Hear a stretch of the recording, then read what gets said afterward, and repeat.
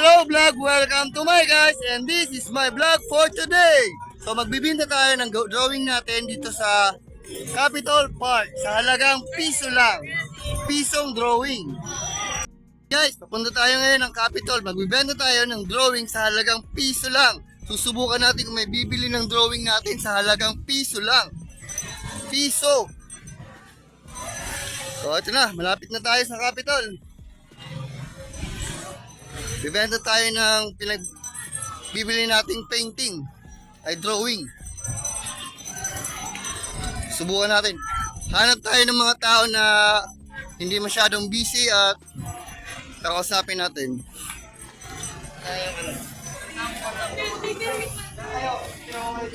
Okay, dito na tayo sa Capitol. Ay, sir. Sir.